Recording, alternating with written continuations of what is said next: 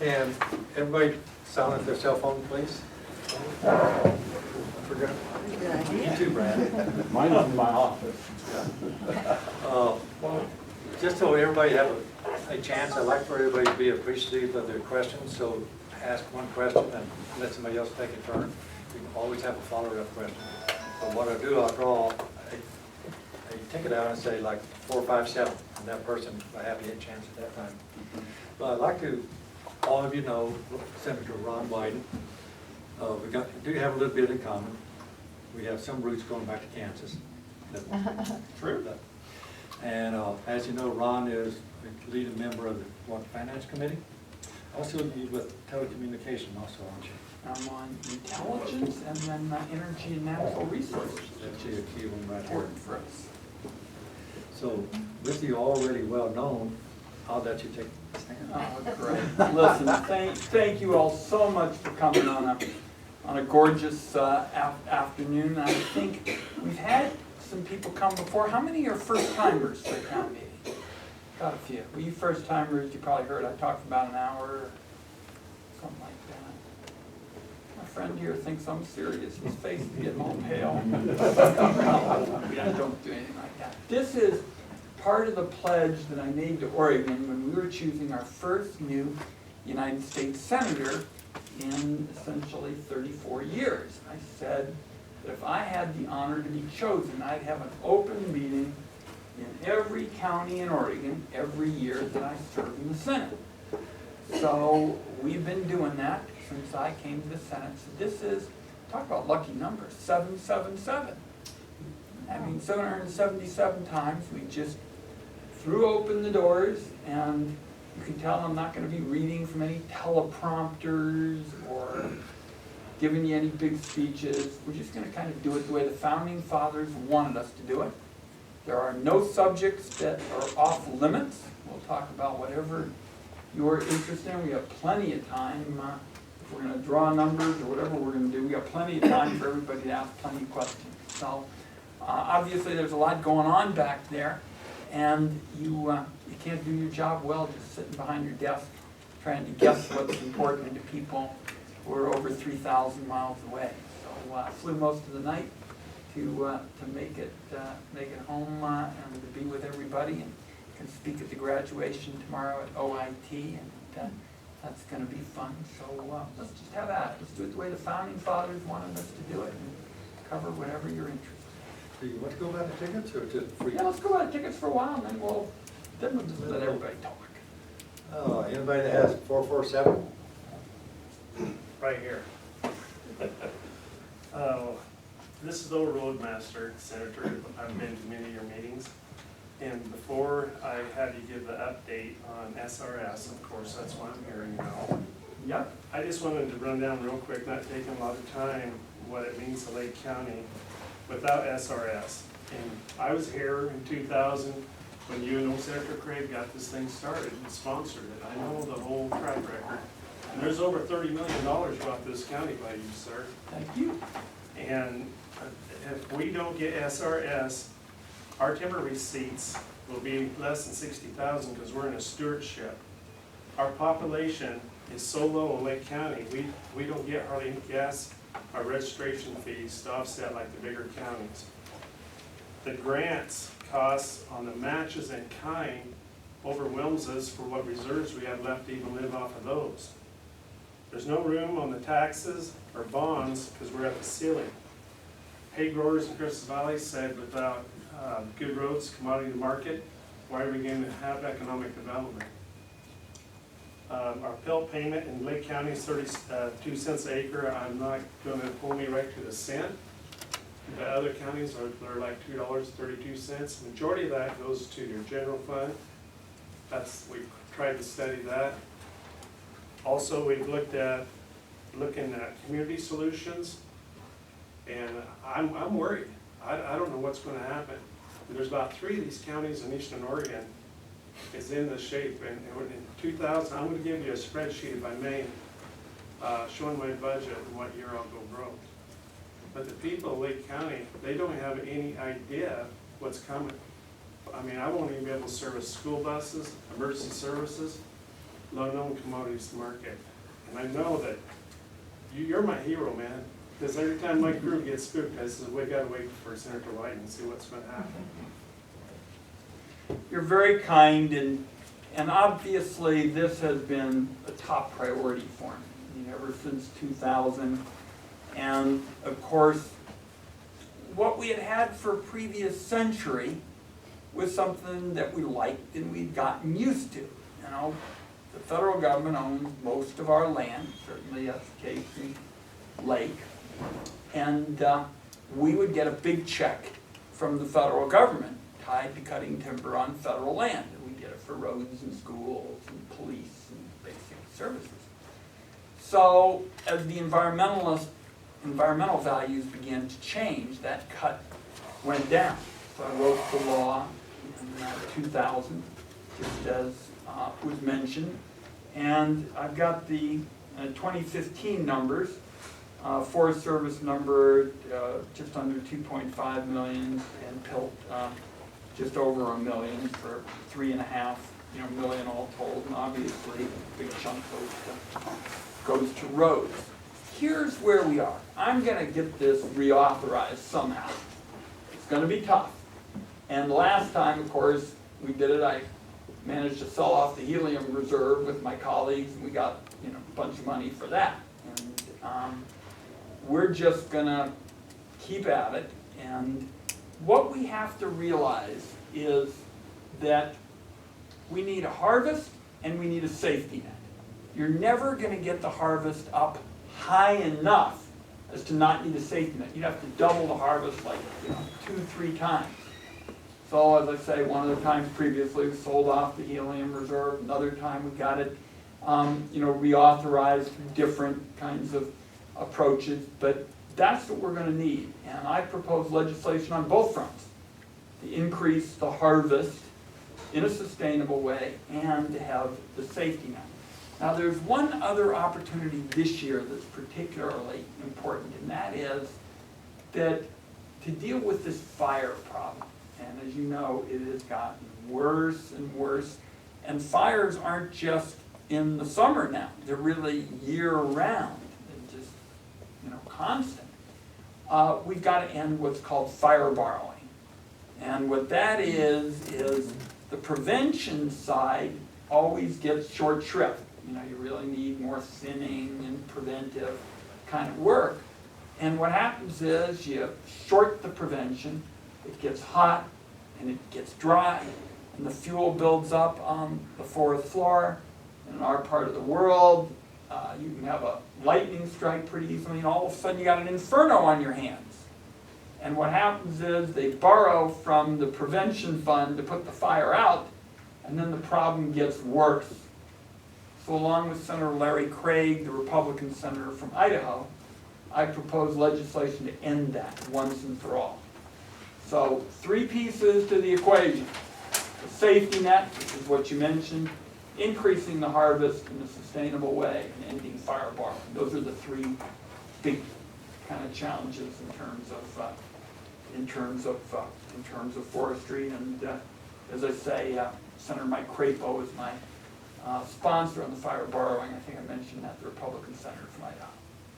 How soon do you think we're gonna miss a year in a budget to get this back in, or will we keep going? I'm going to do everything I can to get it done this year. As you know, it really ended last year, and there are some payments that have still been coming. We got to get it done now.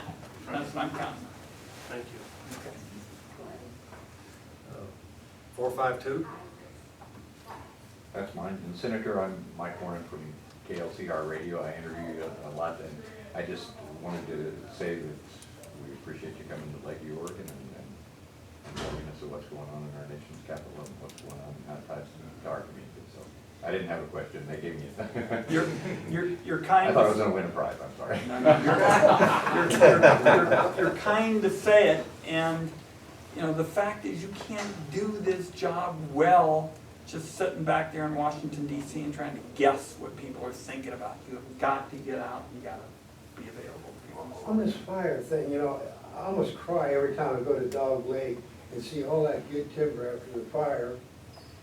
And there was no contracts put out on it.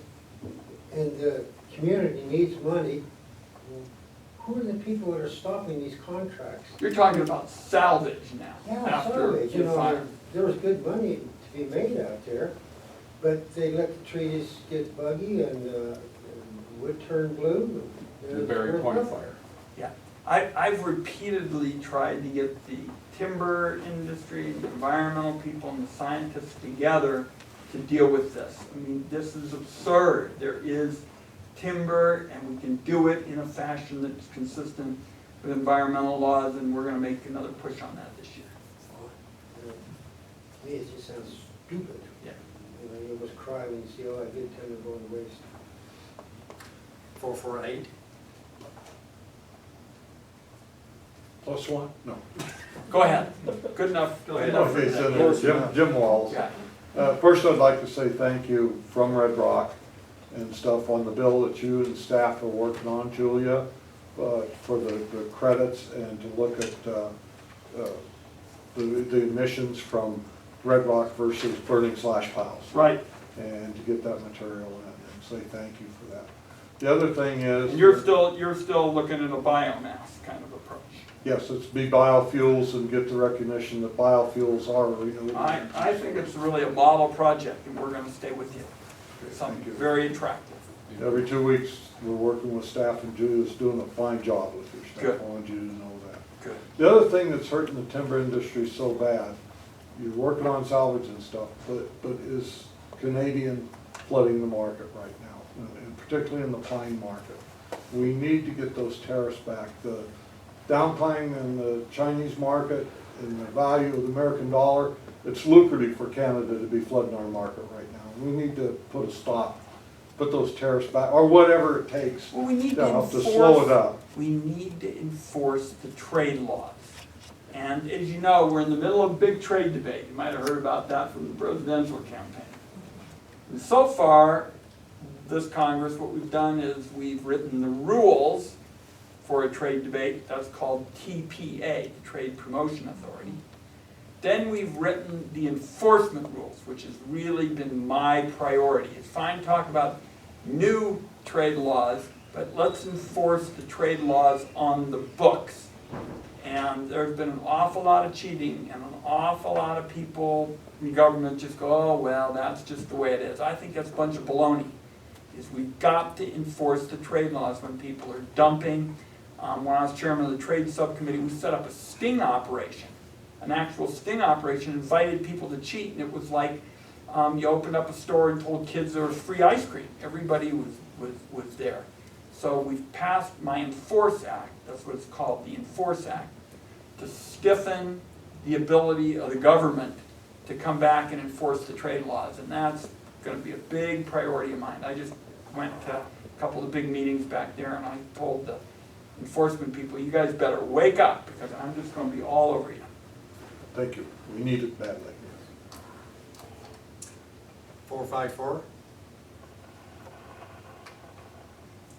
How about 455? We're flexible, we're Oregonians. Thank you for coming. I'm Karen Bunch, and I'm with the Lakeview Community Partnership. And I just want to thank you for your office for helping us get attention of the Postal Service. And they got back to us. So I heard. And so we're waiting for an answer. I think we have one bid. Probably, I don't know, I'm not sure, but I think federal buildings, that kind of work has to be put out there publicly. Yeah. Not that we didn't try, but people in Klamath didn't want to come over and do it. So, or even give us a bid. So anyway, we'll see what happens, but thank you so much. You and Senator Merkley and Congressman Walden were all very helpful in getting that press release out. Well, we'll stay with you on this. I mean, Good, it's we'll really let you know. important that you all have this opportunity. Thank you. A part of that is we're trying to revitalize the whole community. Sure. And that post office is the keystone. 453. That's me, but I don't have any questions. I don't know. I'm interested in the crowdfunding that just came into law, but I don't really have a question. Well, it's too early to tell, but obviously this is an effort to try to inject new capital, particularly for small businesses. And there's an online capability there, and I think it's attractive. I voted for the law. It was a little bit controversial at the time, but I thought, you know, Oregon's always been a capital short state, and I thought we ought to try it. 450. My question got answered by the hired help earlier this, so. 456. I had two, so I've already done that. I'll ask a It's never, question, it's how's never that been sound? this quiet in Lake. Senator, welcome, Brad Wyden. Thanks, yeah. So many things, I want to mention a little bit about transportation out there, not only county roads, but state and federal highways. I know there's not any earmarks anymore appropriation dollars. If there's ever a chance for that to come back, we need it. And transportation includes rail systems. We own a railroad here that's in accepted status. There's so many things for our community to be viable and to be able to attract industry here that if there's any ways to ever bring any earmark dollars back or ever any appropriation dollars, we need them.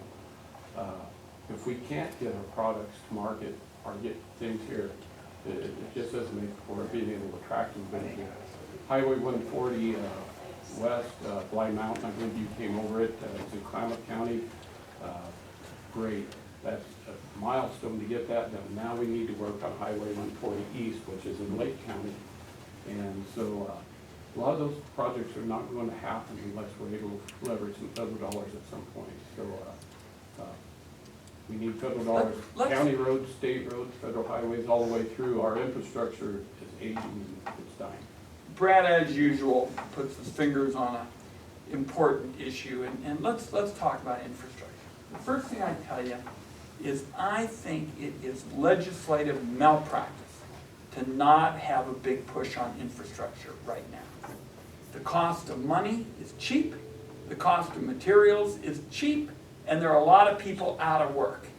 And there's all this money sitting on the sidelines. Lots and lots of money in the private sector sitting on the sidelines. Now, you probably know this year the Congress put together a transportation bill, pretty much, you know, with baling wire and No inflation factor, and I don't. knitting needles. The Congress raided the rainy day fund at the Federal Reserve and the Strategic Petroleum Reserve and put together, you know, the money.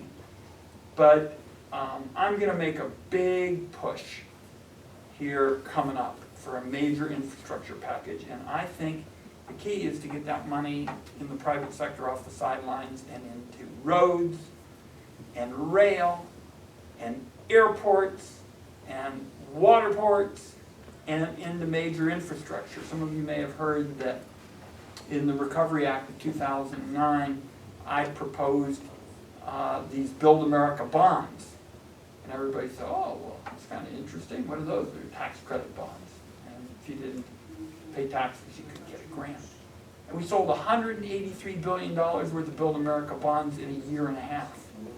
So there's a big market out there. And I'm going to make a big push for it, Brad. And I think there are people that will invest in rural Oregon if you make it attractive for them. Thank you. Anyone?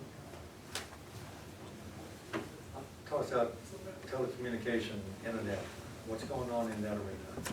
Well, there are a couple things. You know, first, as you know, we're having a big debate, and Lakeview now has pretty good access. Is that correct? As far as community here, the segments of the county. Where we're, He's got a project. yeah, where we're sitting, access is pretty good, right? How far out do you have to go till it gets to be a problem? Paisley? North to Paisley, and Summer Lake as a whole. How's Paisley, were they on dial-up? What do they have? No, they have, CenturyLink used to provide copper or microwave, and they went over capacity and did not respond. So our local ISP provided extra microwave to Paisley. So they have good service now? 3 bars, 4 bars, you make your call? In 3 or 4, yeah. Okay. It's improved a lot. All right, so, Plus Nadell, Yeah. not much. not so great. Okay, well, when there are parts of the area that are underserved, perhaps Nadell or wherever, get to Marion Wayne, and we'll go to work with the rural development, offices and see what we can do to be helpful in terms of helping with the build-out. As you know, there's lots of debate, right now about things like encryption and Apple and hacking, and I'm very much involved in that. We can talk about that. I don't know if that was what you were, interested in, but I think there are kind of two parts to the equation. One is to deal with the communities that are underserved, and then second, to make sure that on things like, the new technologies, that rural communities are treated fairly. That's why I pushed so hard for net neutrality, and that's why I felt so strongly about ensuring that since your life is basically now in a smartphone, we shouldn't have the government just indiscriminately say the companies ought to build backdoors into these kinds of products so they can get access to your information when you're law-abiding. Well, and I heard rumors today that the government wants to take over again the internet. Well, Are they just saying that? let's put it this way. I'm on the Intelligence Committee. It is a dangerous world. But your liberty and your security are not mutually exclusive. You can have both. And so this idea of this ever-expanding surveillance, state, and the fact that the government can't just require companies to build backdoors into your products, I think these are important issues. And Ben Franklin was right. Anybody who gives up their liberty to have security really doesn't deserve either.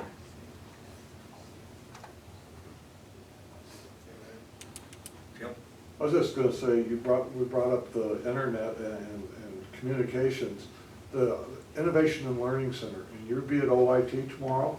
I don't remember the exact number, but, we just started that a couple of years ago. We will have either 6 or 9 kids graduating, Right. utilizing that. And we've now got it, that, due to the upgrade through Rural Development Administration, we got it into Paisley and it's into Christmas Valley schools too. Good. That we offer those schools. And I believe there's 2 kids that are graduating high school and with their AA out of that program. So I want those things are important to rural areas, and that's helped a lot here. How's the graduation rate in town? High school graduation. Last year, we had a. It's high. It's We're really high, good. we're one of the highest in the state. Yeah. Great, that's the good news. So Oregon statewide is 4th from the south, 4th lowest, and I've been able to get some help for schools that are really having problems here in the recent education.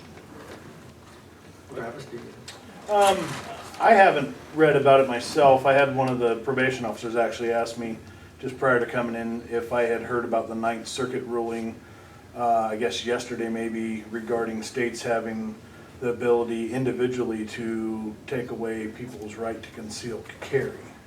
Do you know much about that, or? No, I mean, obviously I saw the news story as well. Look, let me tell you my views with respect to guns, okay? And this is particularly relevant because when you call the roll, Oregon has had, real problems, with Roseburg and Clackamas and Lane County. And, I think the real question is, when we see this, are we going to just shrug our shoulders and say there's nothing you can do about it? And I just don't buy that. I support the Second Amendment, but I think we ought to have a background check search program so that if somebody's been convicted of domestic violence, beating up their spouse violently and been convicted, I think they shouldn't be getting a gun. And I don't think that's inconsistent with the Second Amendment. I think you probably know, officer, I wrote the career criminal law that very much supported law enforcement. It says, if somebody's committed 3 crimes and commits another one with a weapon, they can be prosecuted in the federal court, and if they're convicted, they're going to be gone for a long time. So you go after people who commit crimes with weapons. So I'll have to look at the Ninth Circuit, and this is probably gonna be appealed and appealed and appealed, you know, some more. I think Seems to we're, be unconstitutional, because I know that myself, if they didn't hand me my permit, I had to have a background check Right. done, just like everybody else here has. And it just seems like we go as far as we can go to do our best to uphold the law and still keep our constitutional rights. that's very much in line with my thinking. I think we ought to make sure that we can really do background, you know, searches. I just, for the life of me, don't understand why we can't, with all the technology we have a good system, so that if somebody's got a proven track record of mental illness, they're not getting a gun, or if they've been convicted of domestic violence, or they're on a terrorist watch list. I don't think that that's a violation of the Second Amendment, so. Let me explain, I'm a federal firearms dealer, so I do background checks, and they do work, and they do catch those people exactly what you're saying. But the state of Oregon, you're a US senator, the state of Oregon, I'll use during holiday time, I go electronically to do a background check. It can take anywhere from 1 to 24 hours. 1 to 24 hours, and the customer's paying for that. As a business person, if you have people want to buy a gun and it's going to take a day for them to get the background check, you've lost a sale. And so there's an economic part of it also. The thing with the 4473 form and everything, that's in place to be able to catch the honest people that come in and try to buy a gun. It's the criminals is where the problem is at. It's the criminals, they're going to get it whether you have background checks or not. And the criminals, it's not hard to buy a gun in the criminal world. In the drug world, they get it. They know how to do it. Well, and also, we're also a national system of government.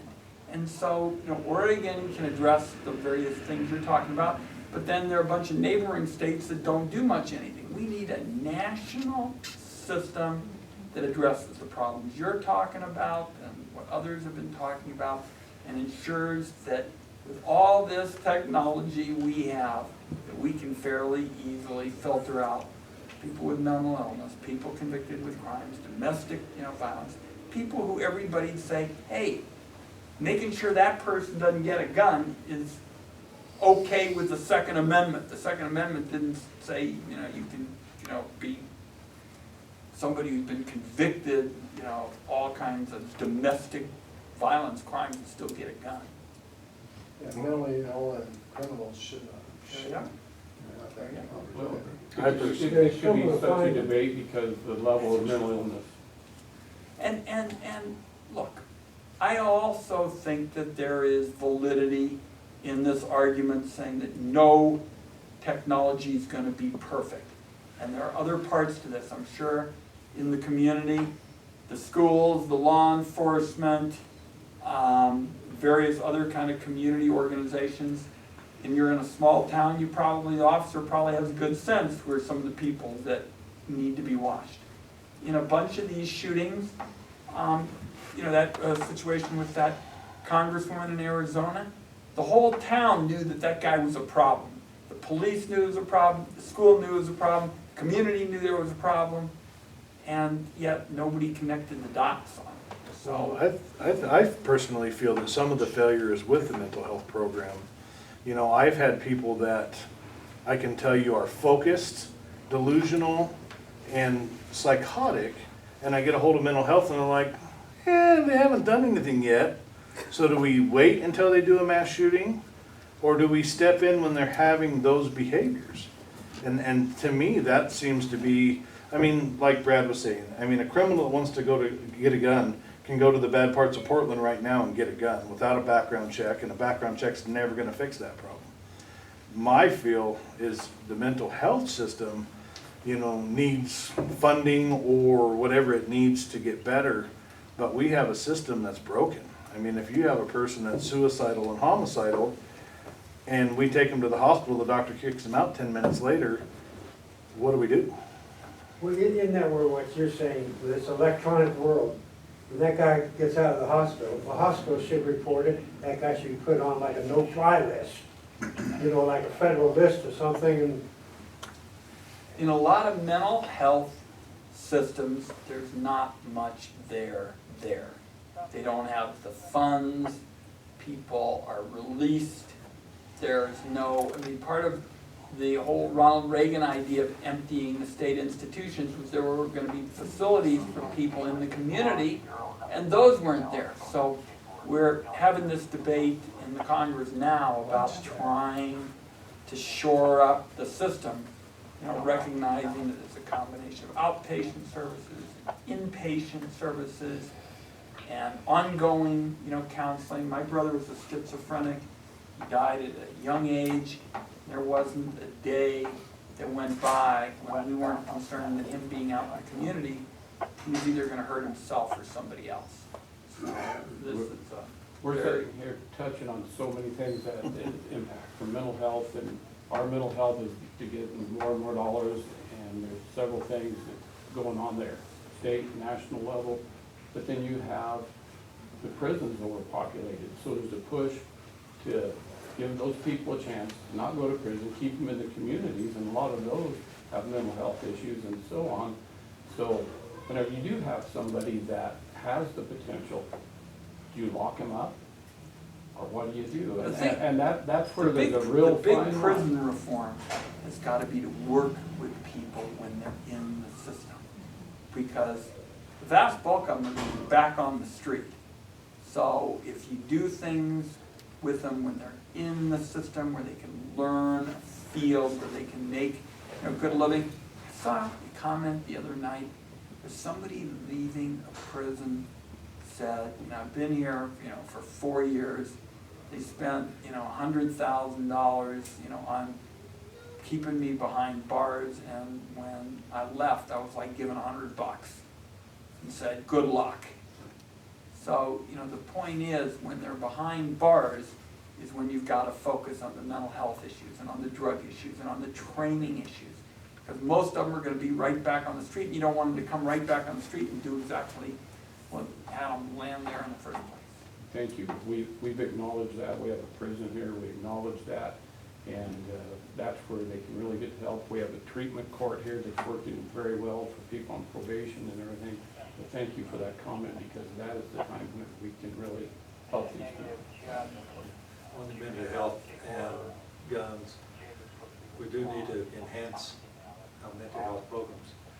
But there's a fine edge of civil rights and HIPAA and other things, and that's going to be a tough shell to crack.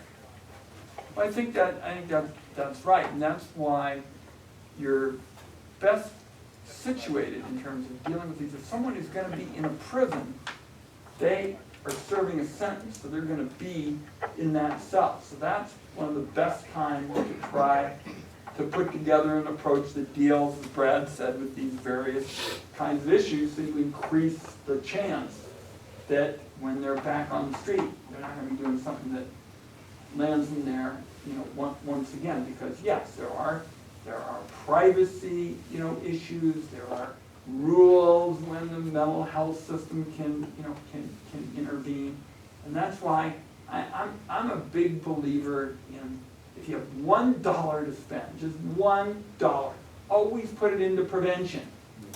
Because then you don't have to play catch-up ball. And if they're sitting in a prison cell, and they're supposed to be there for 2.5 years, use every day of that 2.5 years to increase your chances that they will not be back. Our prison here has a very good program of education and trying to get them back on. But apart from the prison scenario and the mental health prevention, like the shooting in Umpqua up in Shady Cove, wherever it was, Springfield years back, Portland, those are just young kids that never got to help. And mental health cannot go out and just grab them and say, we thank you. They have to be referred to mental health. So there's a gap there. Well, and let's kind of unpack that. Because if a school, and with a couple of these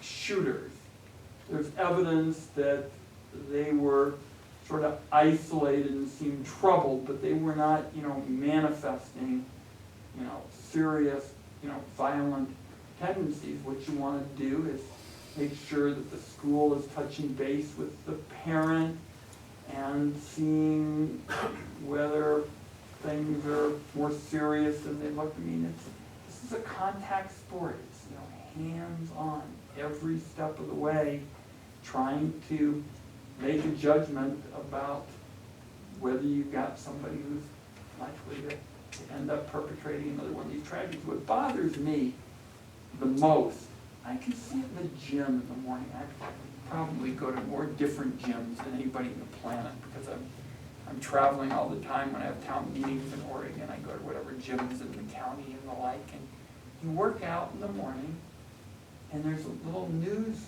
broadcast about another school shooting somewhere.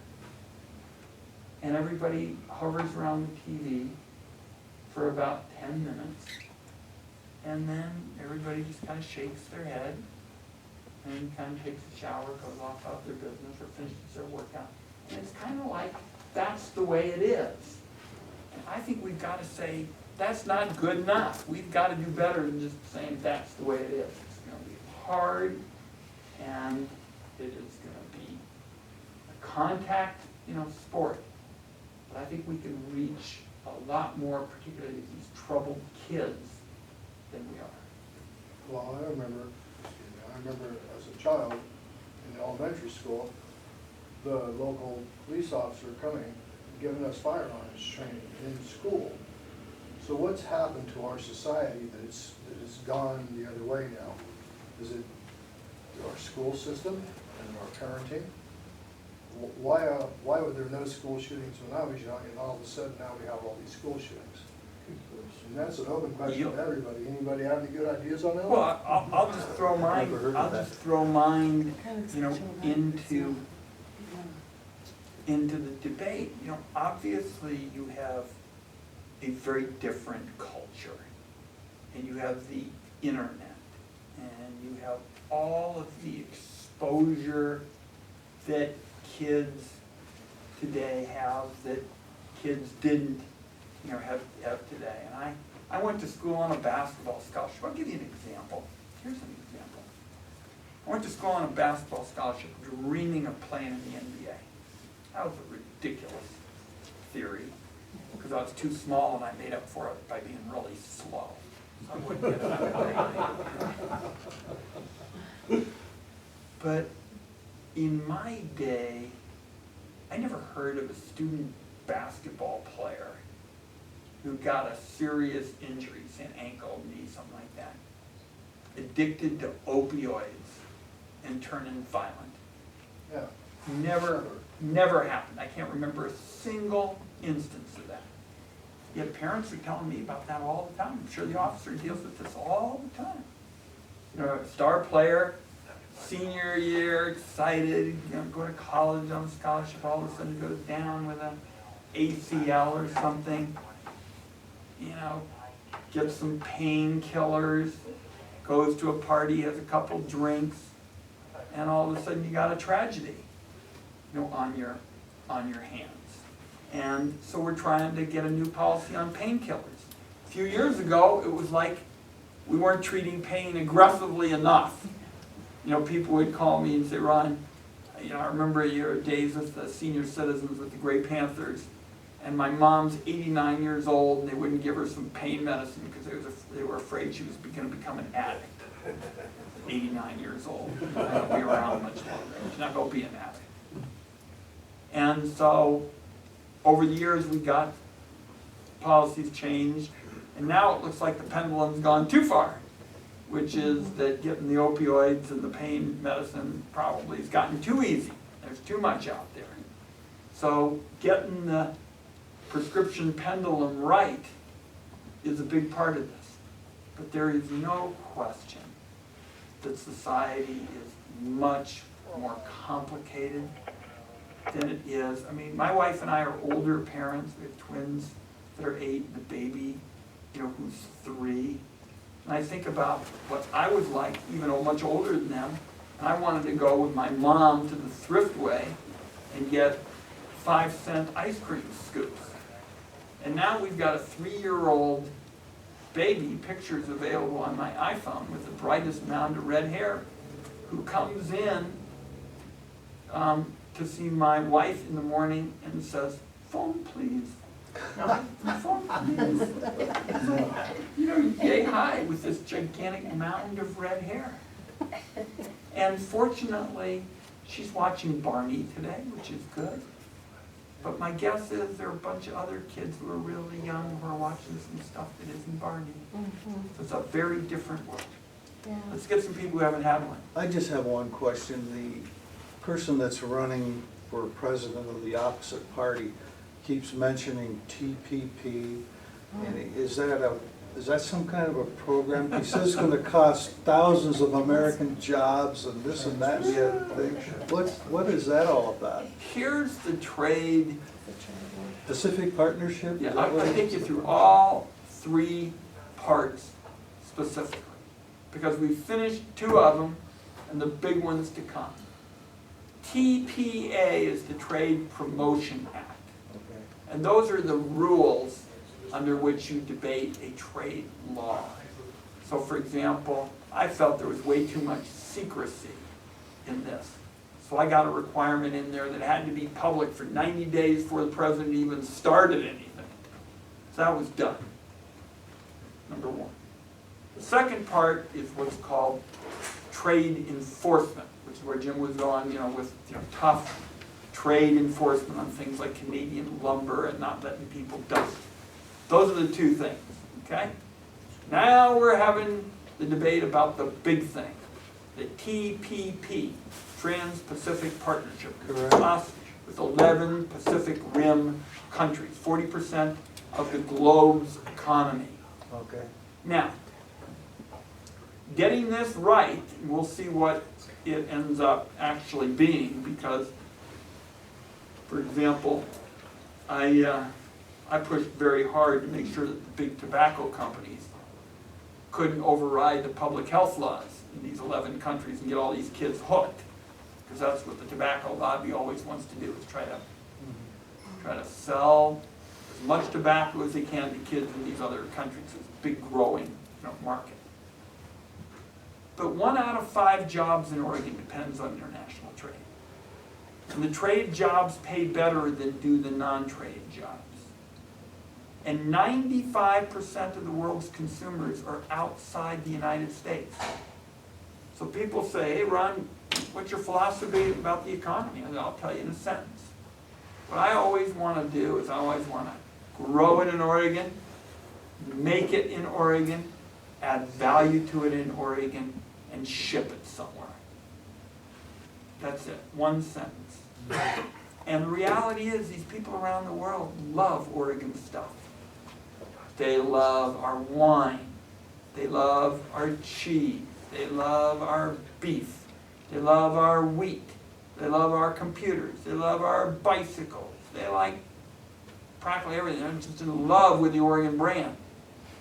So we ought to do everything we can to get Oregon products into these markets around the world, because it's a path to higher paying jobs. The reason they're higher paying is because there's more value added and there's more productivity, which means it's more attractive around the world. So this is a good thing.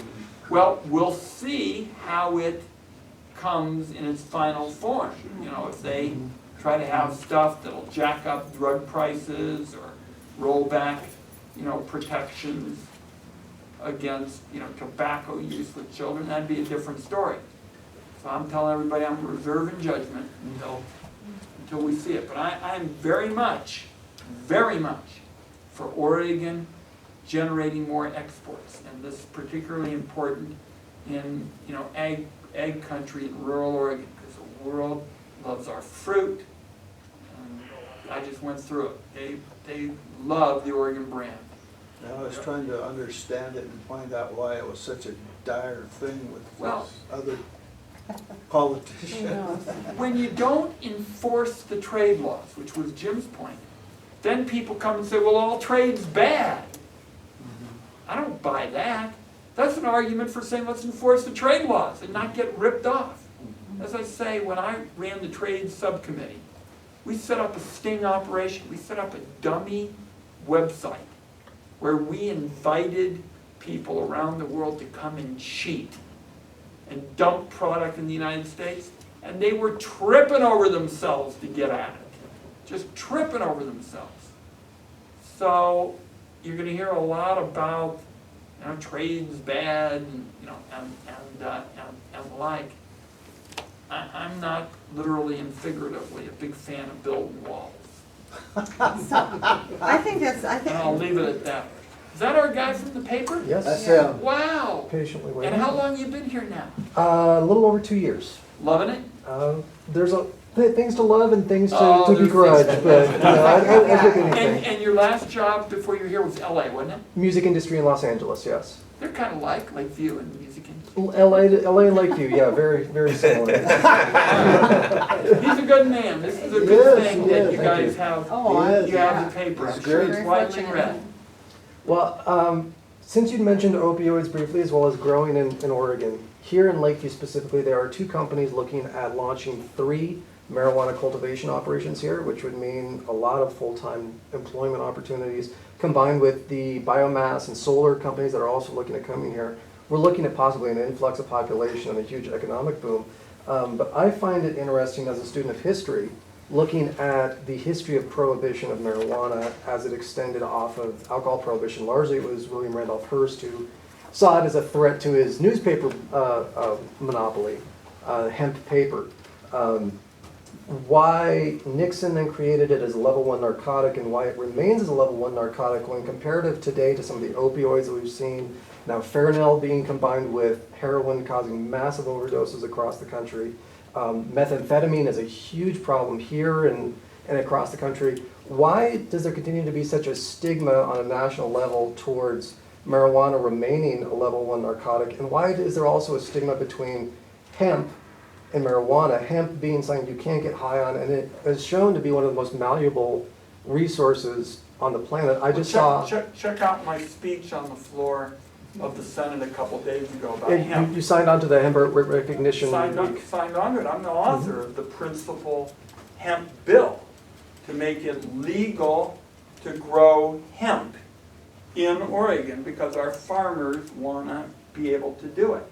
And let me tell you, folks, you got as much chance of getting high on hemp as you do smoking your t-shirt, your cotton t-shirt, okay?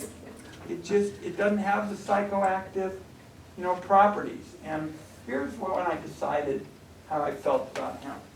I just mentioned that Scarlett Willow Wyden, the 3-year-old red-haired beauty, my wife was pregnant with Scarlett. And so we were running around always every Sunday. We'd go out and look for all the health foods and the like, because Scarlett was going to be healthy. And one day we were in Costco.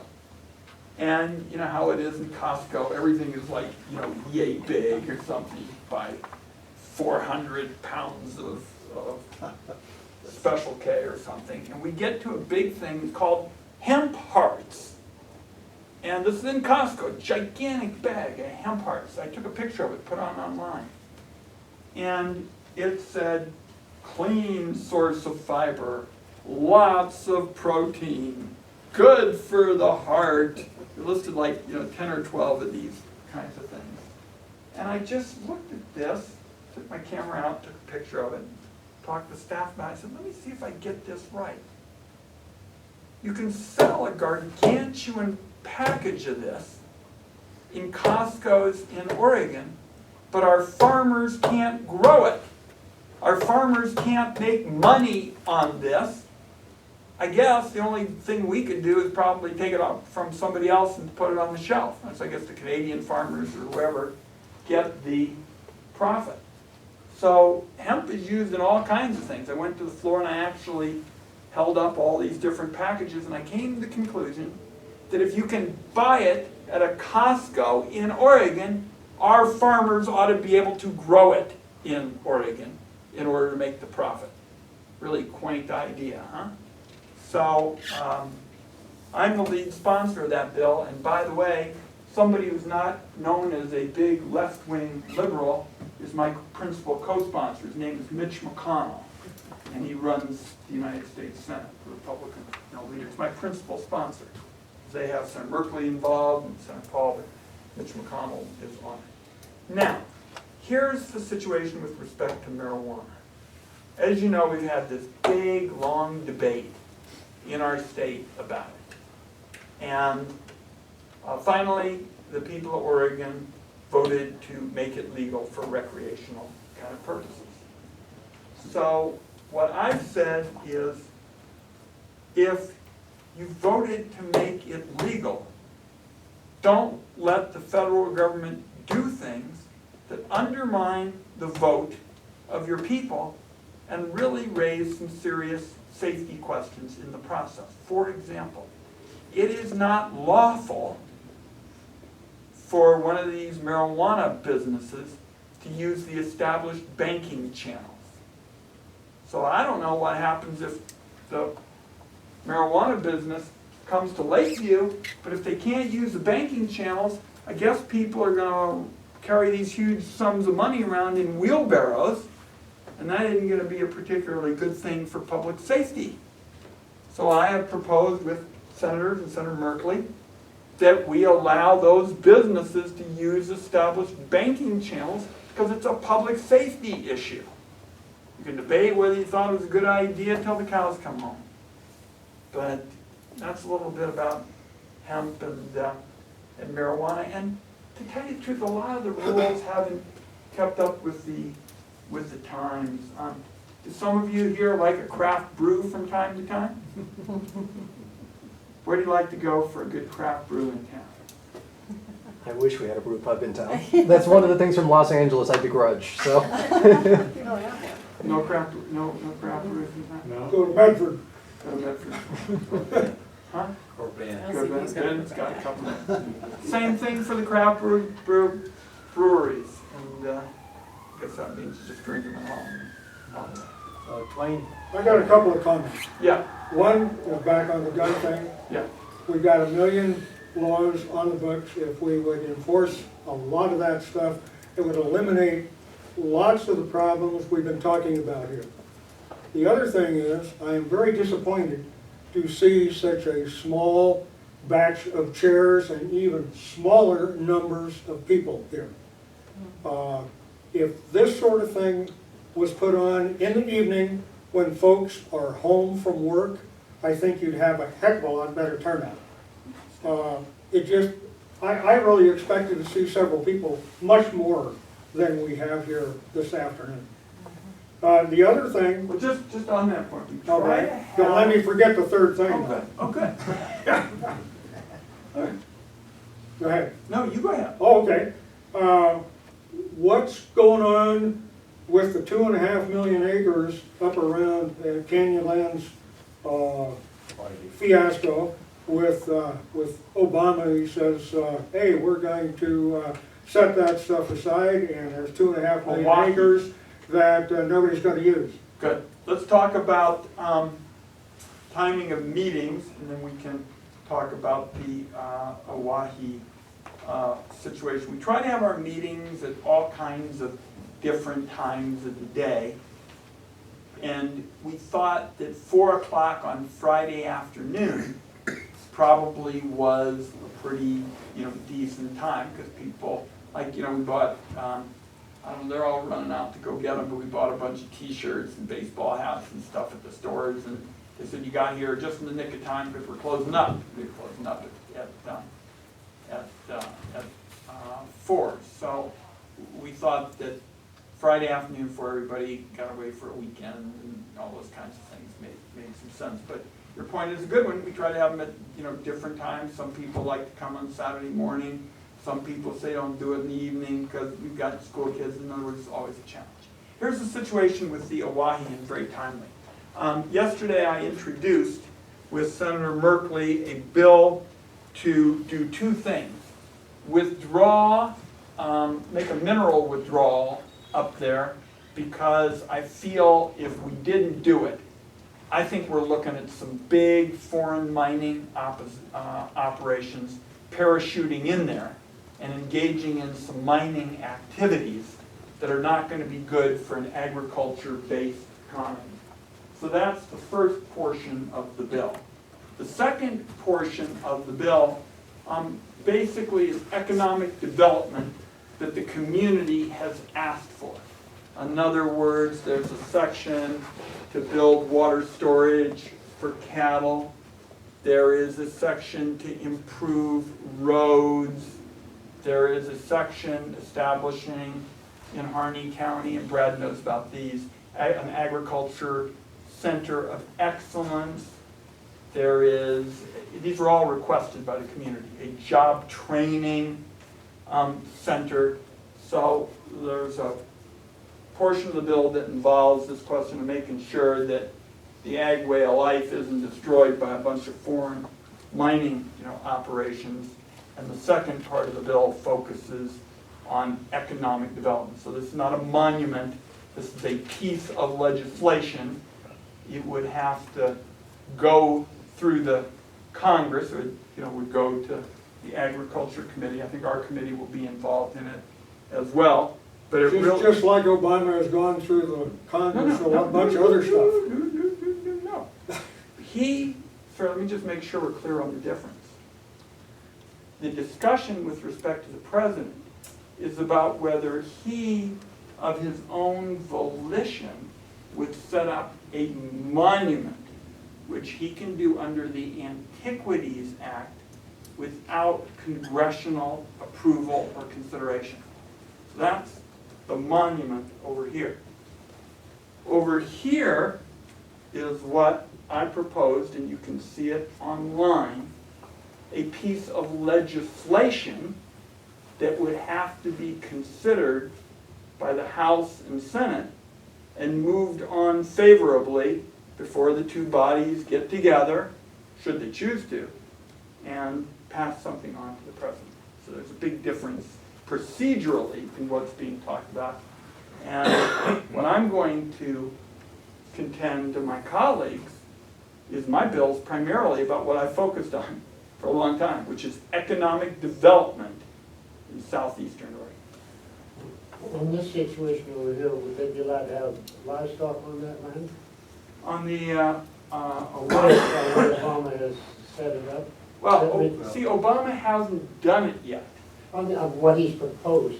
Yeah, he hadn't proposed it. What's going on now, the only thing that's on offer is the piece of legislation that I proposed yesterday for congressional consideration that really deals with economic development and making sure that foreign mining operations can't parachute in and damage the rural economy of southeastern Oregon. That's the only thing that's now in play. What is still being discussed and is a possibility, although the Obama people don't seem to be actively working on it right now, is whether the president would try to set up a monument for that area, the Owahis, but he has not done it yet. He has not released anything, and just apropos of an update, I have informed the administration that there is very strong local opposition to that. So I have informed them of that. There is some pretty decent data on the internet on that also. Oh, on the foreign mining? Jake On has the, another question. on the 2.5 acres, 2.5 million acres set aside, the Canyonlands, I can't recall exactly what they called it, but there's quite a bit of information there. The environmental group is pressing the president, but the president has not indicated any Correct. action. Correct.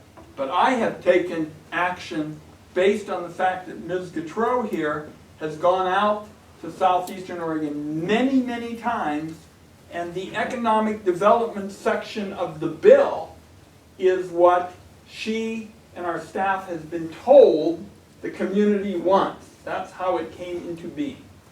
Yeah, Brett. Thank you for talking to the Obama administration. That's a very hot issue here in Oregon, so Yeah. thank you for that.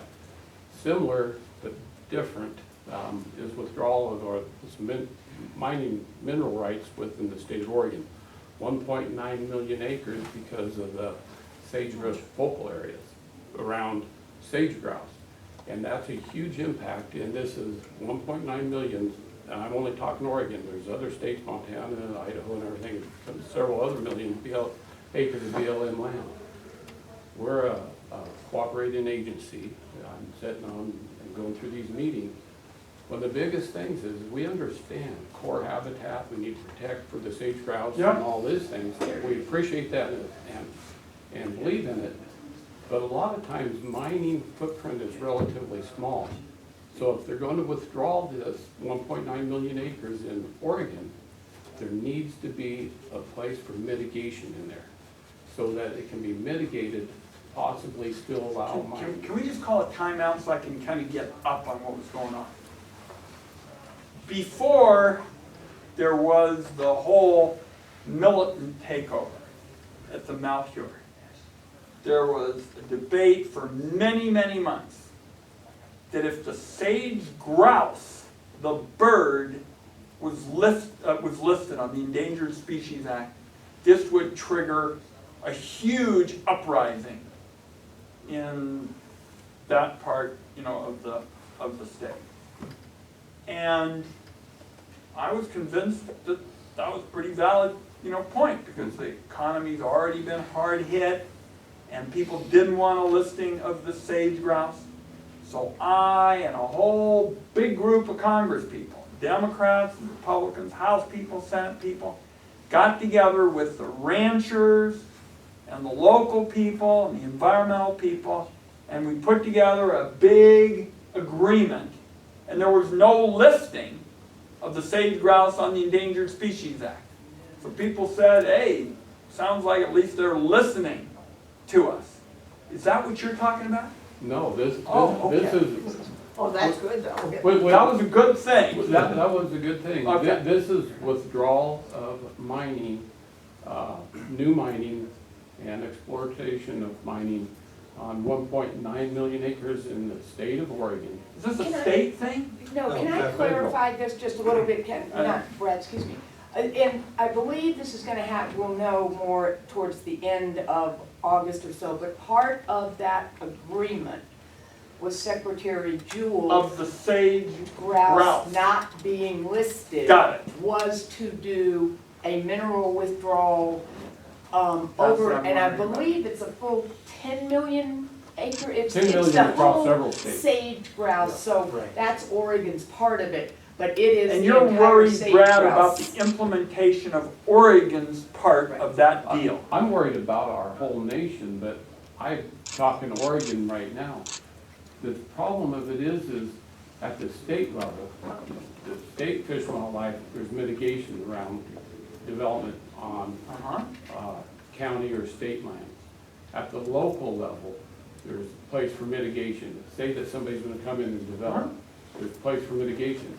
Whenever this withdrawal is for 20 years, there's no room for mitigation. So let's say somebody finds a mineral similar to pearlite that we have out here, just the other side of Valley Falls. And the footprint's relatively small, it's in, it won't really even harm sage grouse, but by a map it shows that it's in the. Let's do this, because Brad has always been a straight shooter and a problem-solving fella. Mary, you followed up with Brad, and what I will tell you, Brad, is that the overwhelming number of ranchers and small businesses in that part of Oregon thought it was a really good thing that we had avoided listing Absolutely. of the sage grouse, the bird. So now you're talking, as is always your case, of trying to be practical and dealing with an implementation issue. And Mary, you get with Brad and we'll get on top of it. It's just a small part that needs to be in there I got it. for an opportunity. I got you. Yes. Just switching gears a little bit. The Family Medical Leave Act of 1993 is a wonderful thing, but there's one key piece missing. And I've been through that process. You're able to take 12 weeks leave for the birth of a child, but 0 for the death of a child. And there's there's been legislation presented in the Senate, 1302, and in the House, 2260, to add that to the Family and Medical Leave Act. My question is, have you heard of this? I haven't heard much about it. As you know, most of the discussion about leave has surrounded, in our state legislature, paid leave discussion at the federal level. But if it's all right with you, we'll look into it right away and let you know. Because in Oregon currently, OFLA, the Oregon side of FMLA, has expanded to 10 days. So you're talking about the unpaid leave idea here, right? Yes. Yeah, okay. Let me take a look at it and get back to you here quickly. I will tell you, I've not heard a lot about this because, oh, it's already in the Senate. Okay. We'll look at it right away and be right back to you. I appreciate it. Most of the discussion of leave has been, And there's a national group that I belong I to. can see it, I know what you're talking about here. Most of it has been about the new paid leave issue. So let me take, can I have these? Absolutely. Okay, we'll check it out. Or maybe, Mary, why don't you just write down the numbers of the bills and let's give them back to You can them. have those. No, we don't want to take your bills. We can see if you're for us to get them. So just write down the numbers. I appreciate that. Yes. I wonder if you're able to comment on the foster care situation in Oregon that's been brought to light primarily through the Oregonian report. That we're not a very, No. apparently we don't do a good job. This is very, very troubling to me. And we have been working on this now for well over a year. And in fact, a couple of hours ago in Washington, D.C., a major child welfare reform bill was announced. Orrin Hatch, the chairman of the Finance Committee, I as the senior Democrat, we're the sponsors in the Senate. The chairman of the Ways and Means Committee, the Tax Writing Committee in the House, and the senior Democrat are on it. This will be the biggest welfare reform proposal discussed in a long time. And the focus of it, ma'am, and you'll see it at my website when you go home, tonight and all the rest, is twofold. One, tougher enforcement of the rules. The gentleman made the point in connection with enforcement of the law and stronger oversight.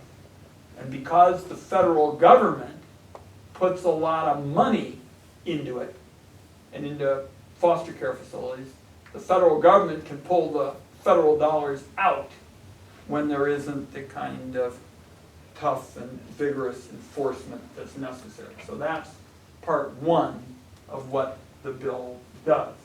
The second part of the bill deals with the fact that, as is so often the case, the federal government doesn't really recognize what the choices ought to be. And I'll give you an example.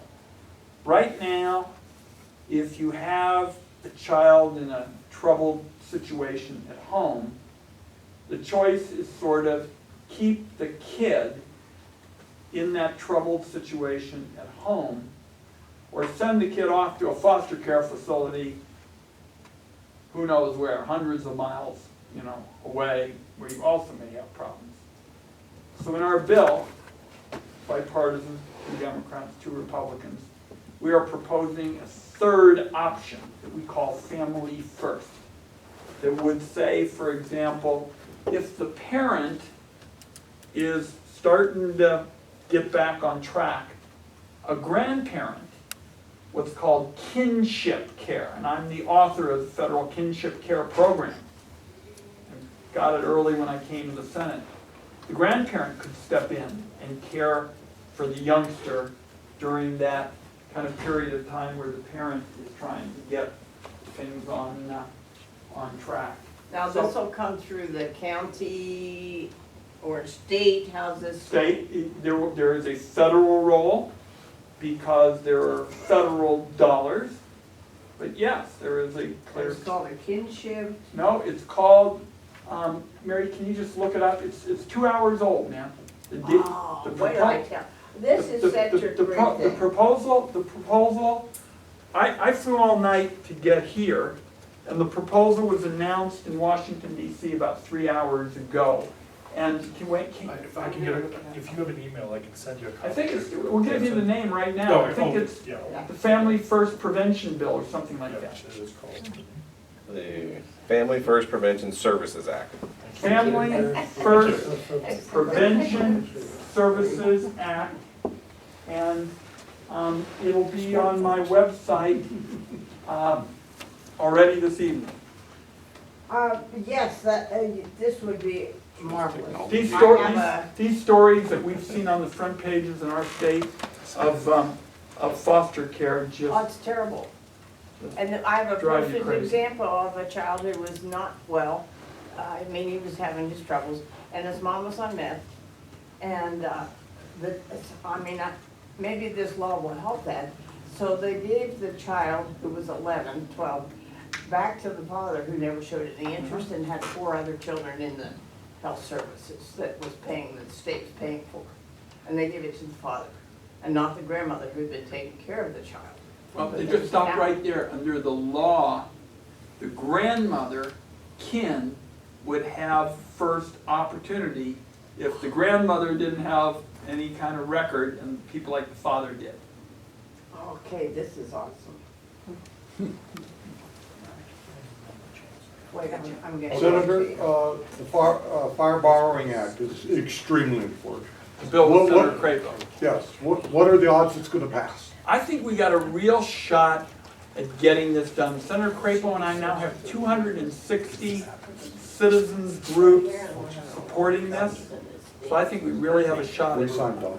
yeah, I think we've really got a shot at moving it. Senator Murkowski, in the package that we put out that's online, myself, Senator Crapo, the chair, Senator Murkowski, Senator Cantwell, the senior Democrat. We said, I think the time for comment is ending right now. Coming up. I think, yeah, it ends Monday. Next Monday. Ends Monday, yeah. And then we're off to the races. So there's some stuff going on. I heard there was a presidential campaign going on. Is that true? Just a rumor.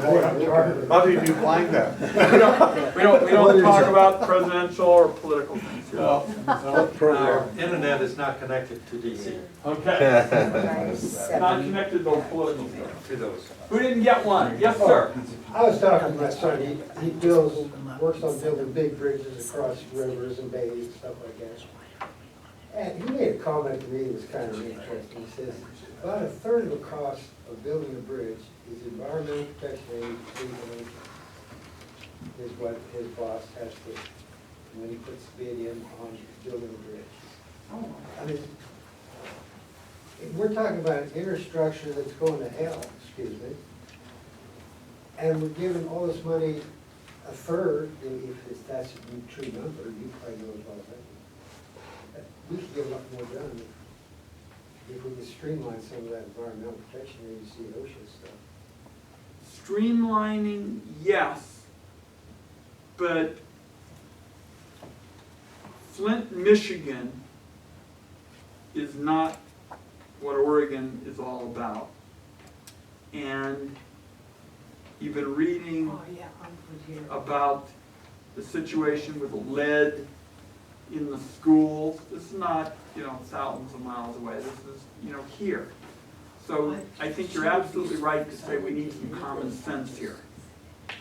But that's why I always work around the theory, and that's why I want to go look at Brad's situation with this part of the sage grouse, law, that,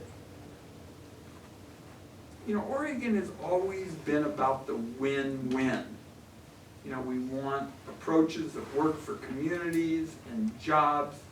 And I've never met a rancher or a business person in Oregon that doesn't care about clean water and clean air.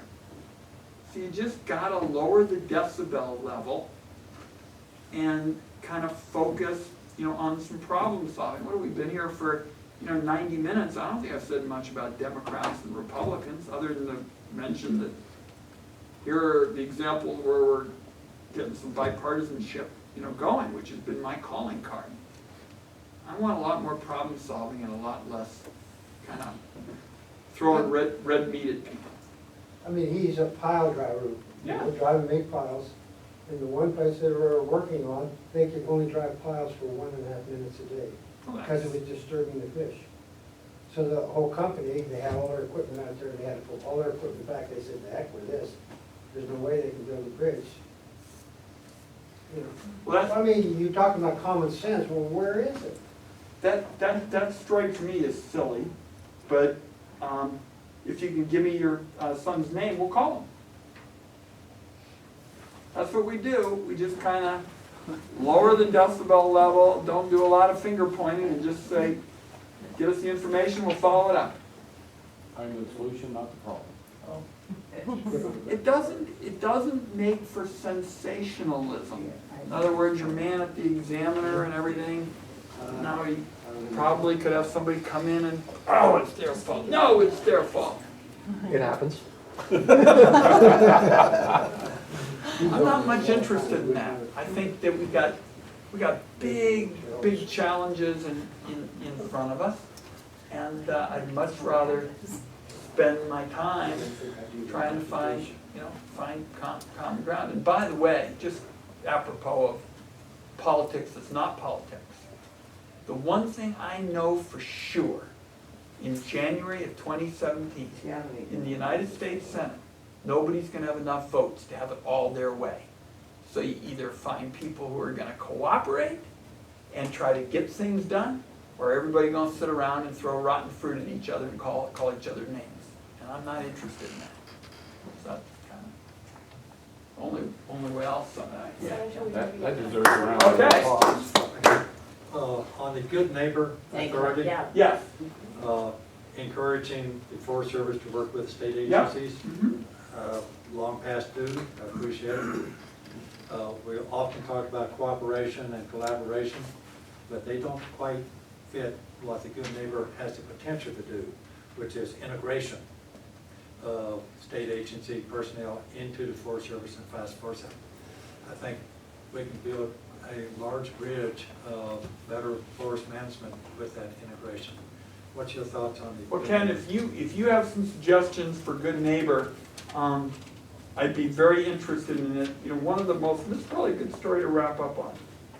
On that fateful night, when the militants left the Malheur and went up to John Day, and Oregon's going to remember that night for a long time. There was actually a story in the Oregonian that just came out. You can see it online, where Boyd Britton, who probably Brad knows, well, and Brad is not exactly some big liberal environmental type person. Boyd Britton said, we got a pretty good relationship going in terms of our federal forest here. Ron Wyden and Greg Walden have got the harvest up. We tripled the harvest there. I've got the mill, biomass, John Shelk, big operation up there. And Boyd Britton said, not much interested in things that, try to blow that up and get in the way. So there's a lot of potential with stewardship contracts and with good neighbor.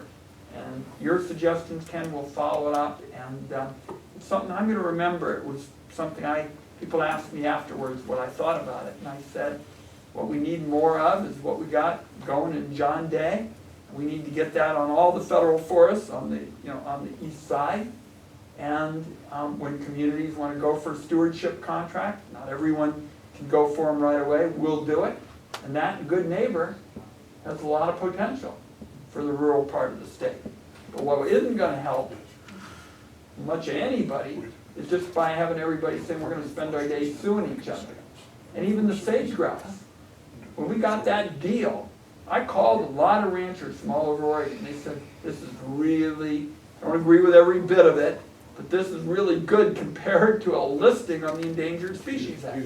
Now, Brad tells me, and I had not heard this, which is why we have town meetings, tells me that there's a problem on the mineral withdrawal portion of the deal.